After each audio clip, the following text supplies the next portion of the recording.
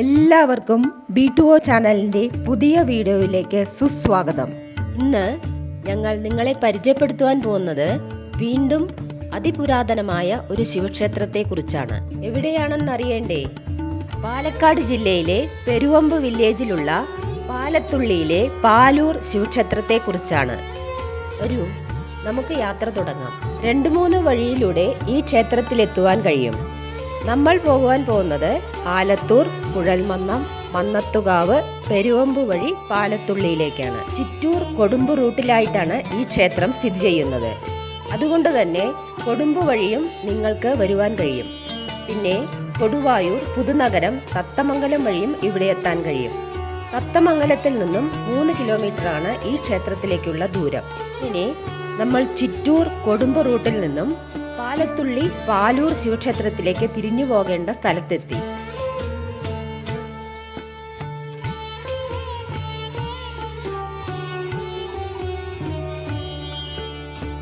ഒരു ചെറിയ വഴിയാണ്.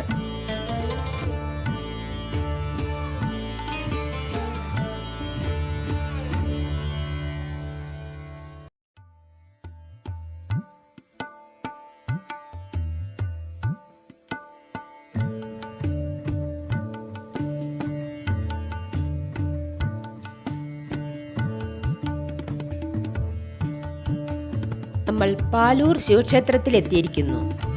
ചിറ്റൂർ ശോകനാശിനി പുഴയുടെ തീരത്തായാണ് ഈ ക്ഷേത്രം.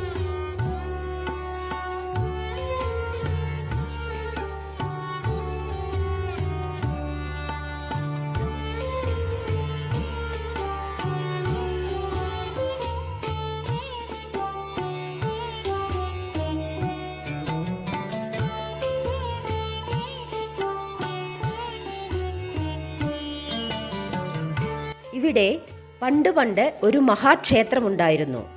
പടയോട്ടക്കാലത്ത് ഈ ക്ഷേത്രമെല്ലാം തകർക്കപ്പെട്ടു എന്നാണ് അറിയുവാൻ കഴിഞ്ഞത്. തകർന്നു കിടക്കുന്ന ക്ഷേത്രവും പറമ്പും 5 ഏക്കറോളമുണ്ട്. പഴയ ശ്രീകോവിലിന് വലിയ കരിങ്കൽ തറയുണ്ട്. അതിൽ വലിയ ശിവലിംഗവും കാണാൻ കഴിയും. ചുറ്റും ഒരു കാടിൻ്റെ പ്രതീതി തന്നെയാണ്.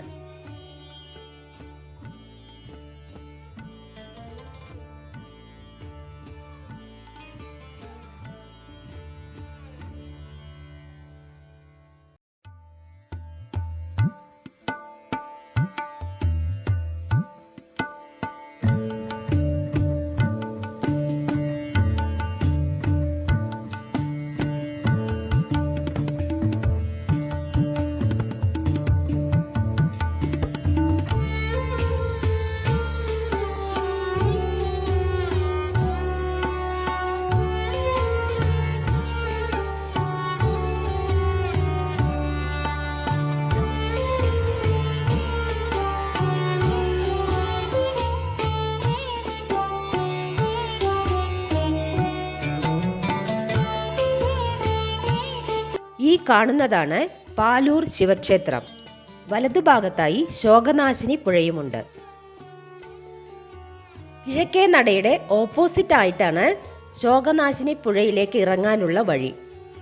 ക്ഷേത്രത്തിന്റെ ബാക്കിയുള്ള 3 സൈഡും അതിവിശാലമായ നെൽപ്പാടങ്ങളാണ്.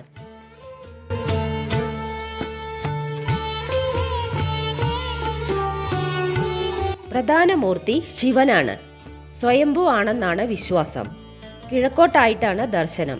2 നേരം പൂജകളുണ്ട്. ഉപദേവതകളായി വിഷ്ണുവും ഗണപതിയുമുണ്ട്. ഇനി പതുക്കെ നമുക്ക് അമ്പലത്തിനകത്ത് പ്രവേശിക്കാം. തനി കേരള തനിമയിൽ തന്നെയാണ് ഈ ക്ഷേത്രം പണികഴിപ്പിച്ചിട്ടുള്ളത്. ചുമരുകളിലെല്ലാം നല്ല ചിത്രങ്ങൾ വരച്ചു വെച്ചിട്ടുണ്ട്. ചുറ്റും കരിങ്കൽ തൂണുകളാണ്.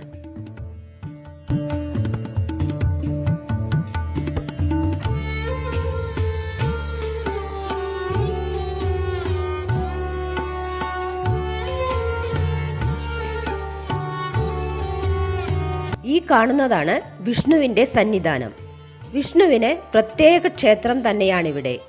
ചതുര ശ്രീകോവിലാണ് വിഷ്ണുവിൻ്റേത്.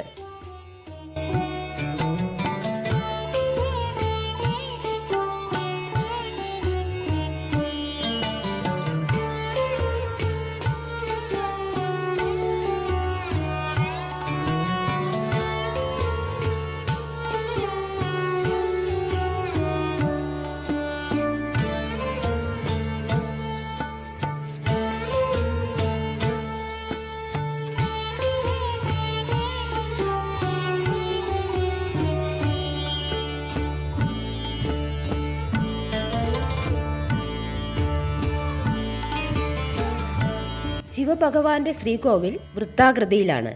ഇപ്പോഴും പഴയ തനിമയൊന്നും നഷ്ടപ്പെടുത്താതെ ഈ ക്ഷേത്രം പരിപാലിച്ചു പോകുന്നുണ്ട്. ഡയറക്റ്റ് ബസ് റൂട്ടിൽ അല്ലാത്ത കാരണം ഭക്തജനങ്ങളുടെ തിരക്ക് അല്പം കുറവാണിവിടെ. കൊച്ചി ദേവസ്വം ബോർഡിന്റെ കീഴിലാണ് ഇപ്പോൾ ഈ ക്ഷേത്രം.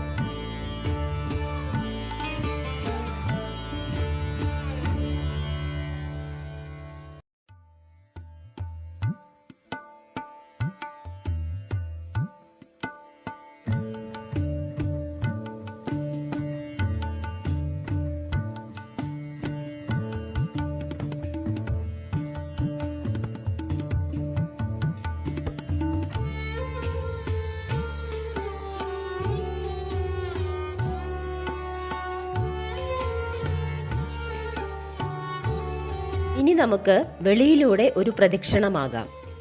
ഈ ക്ഷേത്രം 108 ശിവക്ഷേത്രങ്ങളിൽ ഒന്നാണ്.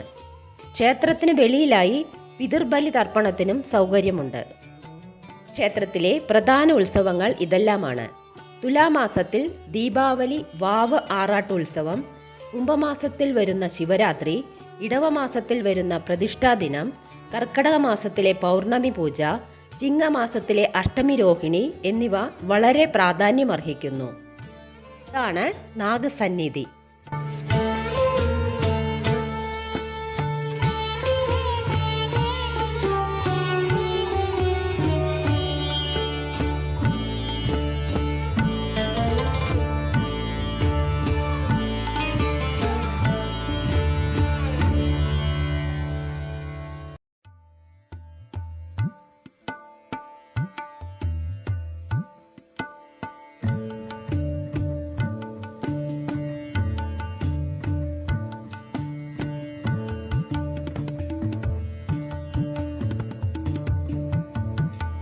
നമുക്ക് പാപനാശിനി പുഴയിലേക്കൊന്ന് ഇറങ്ങി നോക്കാം.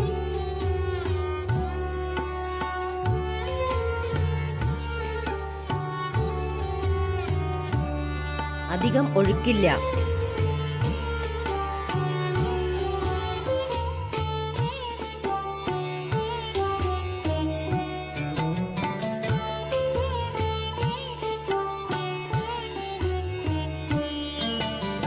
ഇവിടെ ഒരു ചെക്ക് ഡാം വരുവാൻ പോകുന്നുണ്ട്.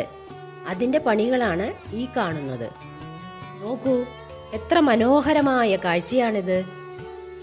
പുഴ നിറഞ്ഞു നിൽക്കുമ്പോൾ ഇതിലും മനോഹരമായ കാഴ്ച തന്നെയായിരിക്കും കാണുവാൻ. ശരി, നമുക്ക് തിരിച്ചു കയറാം.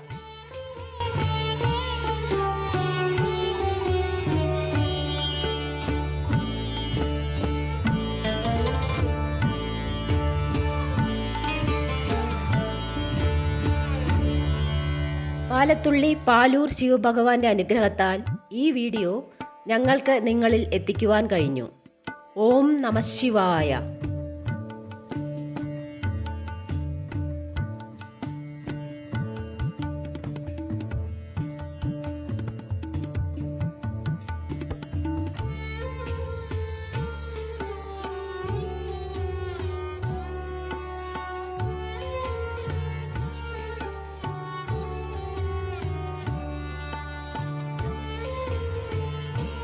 നോക്കൂ, എത്ര മനോഹരമായ കാഴ്ചയാണ്. സൂര്യഭഗവാൻ പടിഞ്ഞാറേ ചക്രവാളത്തിലേക്ക് താഴ്ന്നുകൊണ്ടിരിക്കുന്നു. ഞാൻ മുൻപ് സൂചിപ്പിച്ച പോലെ ഈ പോകുന്ന വഴിയെല്ലാം ചുറ്റും നെൽപ്പാടങ്ങളാണ്. ഈ അവസരത്തിൽ നമുക്ക് കർഷകരെ സ്മരിക്കാതിരിക്കുവാൻ കഴിയില്ല. അന്നദാത സുഖീ ഭവ. അവർക്കെല്ലാം എന്നും നന്മയുണ്ടാകട്ടെ.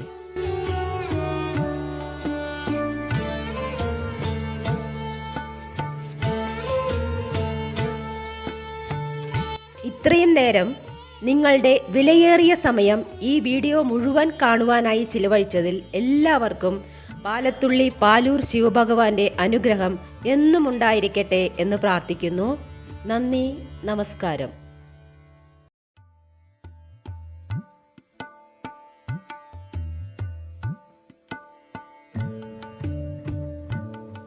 എപ്പോഴും പറയാറുള്ളത് പോലെ ഈ വീഡിയോ നിങ്ങൾ കണ്ടതിന് ശേഷം മറ്റുള്ളവരിൽ എത്തിക്കുവാൻ കൂടി അപേക്ഷിക്കുന്നു. ഞങ്ങളുടെ മറ്റു വീഡിയോകളുടെ ലിങ്ക് താഴെ ഡിസ്ക്രിപ്ഷനിൽ കൊടുത്തിട്ടുണ്ട്. സമയം കിട്ടുമ്പോൾ അതുകൂടി കാണുവാൻ വിനീതമായി അഭ്യർത്ഥിക്കുന്നു.